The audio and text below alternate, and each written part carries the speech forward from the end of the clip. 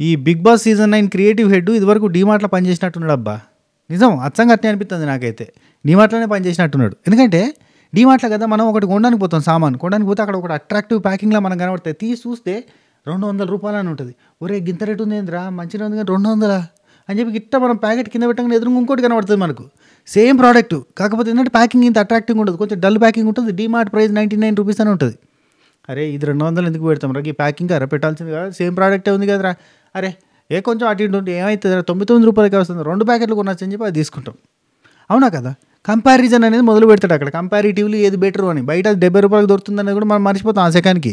అరే 99కి వస్తుంది కదా, 200 కంటే 99 తక్కువ కదా అని తీసుకుంటాం. అవునా కదా. సేమ్ కైండ్ ఆఫ్ లాజిక్ అబ్బా. మనకి మనం ఏమనుకున్నాం, శ్రీజాకి ఓట్ల ప్రకారంగా పోలేదు, అన్యాయంగా ఎలిమినేట్ చేసిరు, శ్రీజాకి అన్యాయం జరిగింది అని మొత్తుకున్నాం. విప్లవాలు ఉద్యమాలు చేసిరు, మొత్తం న్యూస్ ఛానల్లో కూడా శ్రీజాకి అన్యాయం జరిగిందని వచ్చింది. ఇంత జరిగిన తర్వాత సరే మీకోసం నేను శ్రీజాని రీఎంట్రీ ఇస్తున్నా అని అన్నాడు. Super, excellent. అంటే సరే శ్రీజాని మీరు లోపలికి రానిరా మీ ఇష్టం, శ్రీజాని భరణిని ఇద్దరిని పెడుతున్నా నేను, ఇట్లా మీరు లోపలికి ఎవరు పంపుతారో మీ ఇష్టం. దానికోసం ఓటింగ్ ఏమని పెట్టిండు, భరణి శ్రీజాలలో హౌస్లోకి మళ్ళీ ఎవరు వెళ్ళాలో మీరే నిర్ణయించండి. జియో హాట్స్టార్లో బిగ్ బాస్ సీజన్ 9కి వెళ్ళి ఫ్యాన్ జోన్లో ఈరోజు రాత్రి 10:30 నుండి రేపు అర్ధరాత్రి 11:59 వరకు మీ చాయిస్ని ఎంపిక చేయండి. అంటే ఈరోజు అర్ధరాత్రి 11:59 వరకు మన చాయిస్ని ఎంపిక చేయొచ్చు అని చెప్పిండు. ఎందుకబ్బా ఇది అసలు ఈ కంపారిజన్ ఎందుకు? అన్యాయం జరిగింది శ్రీజాకి అయితే భరణి ఎందుకు వచ్చిండు, భరణి ఎందుకు పెట్టినావు? పెడితే అందరు కామన్ ఎవరైతే ఎలిమినేట్ అయ్యారో అందరినీ తీసుకొచ్చి ఓటింగ్లో పెట్టి ఇందులో ఎవరు లోపలికి వెళ్ళాలి అని చెప్పి పెట్టాలి కదా.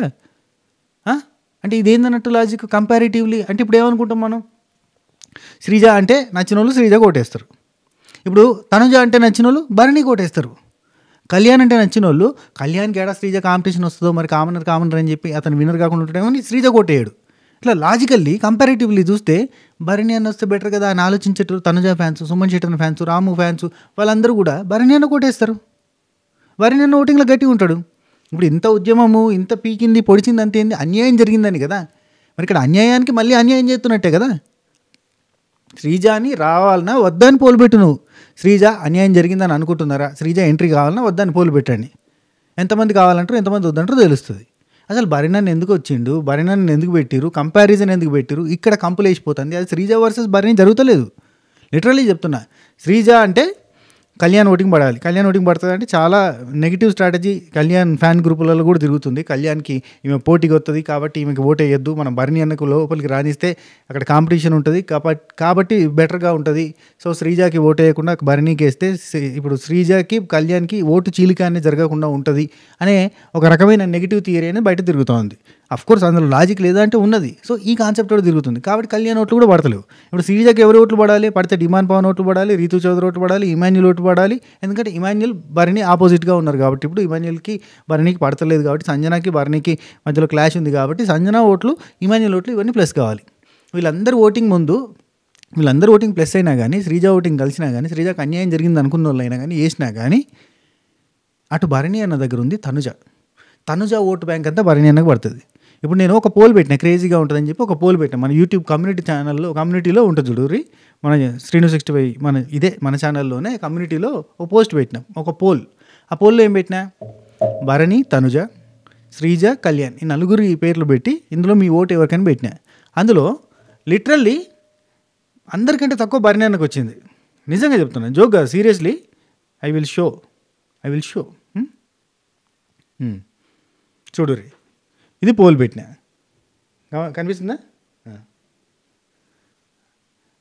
ఇప్పటికీ నీ జస్ట్ 1 అవర్ కూడా కాలేదు ఇంకా పోల్ పెట్టి ఒక 8,000 ఓట్లు పడ్డాయి. ఇందులో 8,000లో 36% తనుజ, 29% శ్రీజ, 23% కళ్యాణ్, 12% భరణి. ఇప్పుడు భరణికి ఓట్ బ్యాంక్ ఏది చెప్పుర్రి? భరణి అన్న ఓట్ బ్యాంక్ ఏది? భరణి అన్న రీఎంట్రీ కోసం కోరుకుంటే వాళ్ళు ఎంతమంది? 12%. మరి ఇక్కడ ఈ 12%కి 36% యాడ్ అయిందా? ఇటు కళ్యాణ్ 23%, మరి 29% ఉన్న శ్రీజకి యాడ్ అవుతుందంటే యాడ్ అవుతుంది. ఇది question mark. Literally question mark. నాకు చాలామంది Kalyan fan groups, Kalyan PR, కళ్యాణ్కి సంబంధించిన ఎవరైతే ఫ్యాన్ పేజెస్ ఉంటారో వాళ్ళ దాంట్లో నేను చూసిన ఇది లాజిక్. ఏది? శ్రీజాకి ఓటేస్తే మనకి కాంపిటీషన్ అయి కూర్చుంటుంది అని పెట్టుకున్నారు.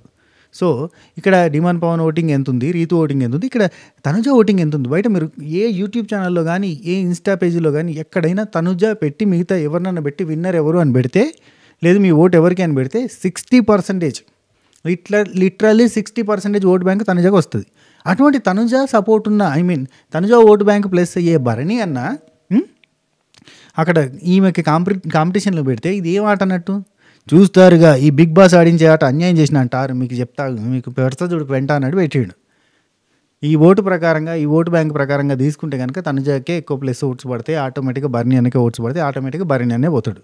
అండ్ నాకు తెలిసిన ఇన్ఫర్మేషన్ ప్రకారంగా ఈ బాండింగ్స్, ఈ సీరియల్ డ్రామా ఇదంతా కూడా యాక్చువల్లీ తనుజ చేసే లిటరలీ సీరియల్ డ్రామా. అబ్బా ఎవరైనా తప్పుగా అనుకోండి, రైట్గా అనుకోండి, ఏదైనా అనుకోండి, తనుజాకి డప్పు కొడితే నాకే ఎక్కువ మంది సపోర్ట్ వస్తారు, నాకే ఎక్కువ వ్యూవర్షిప్ వస్తుంది, నాకే ఎక్కువ సబ్స్క్రైబర్స్ వస్తారు, వ్యూస్ వస్తాయి, అమౌంట్ వస్తుంది. కానీ ఏది నిజం ఏది డ్రామా అనేది మనకు తెలుసు కదా.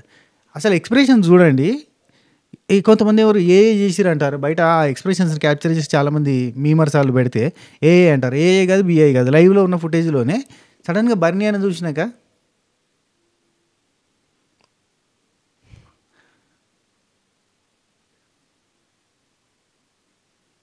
ఏం ఎక్స్ప్రెషన్ పెడుతుందో నాకు అర్థమవుతుంది. అంటే తిప్పి తిప్పి తిప్పి తిప్పి ఎక్స్ప్రెషన్స్ పెడుతుంది ఏందో.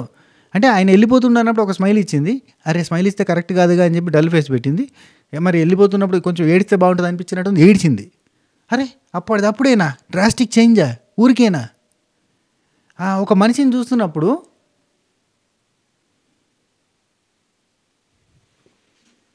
అలాంటి ఎక్స్ప్రెషన్స్ ఇస్తుంది అబ్బా. అట్లా స్మైల్ ఇచ్చినట్టు ఇచ్చి ఆ మనిషి అటేటు పోగిన అన్నట్టుగా పెడుతుంది. రకరకాల ఇదంతా సీరియల్ డ్రామాటిక్గా. అంటే ఏ ఎక్స్ప్రెషన్ కావాలంటే ఆ ఎక్స్ప్రెషన్ కట్ చేసుకోమని అంటున్నాడు సీరియల్లో. ఒకసారి షాక్గా ఎక్స్ప్రెషన్ కావాలంటే ఇట్లా 4-5 ఎక్స్ప్రెషన్స్ ఇచ్చి కట్ చేసుకో అంటారు. అంటే ఏది పడితే అది నీకు తీసేసుకో, ఏది సిచ్యువేషన్ సింక్ అవుతుందో అది తీసేసుకో అని చెప్తారు. ఆ టైప్లోనే ఉంది ముచ్చట.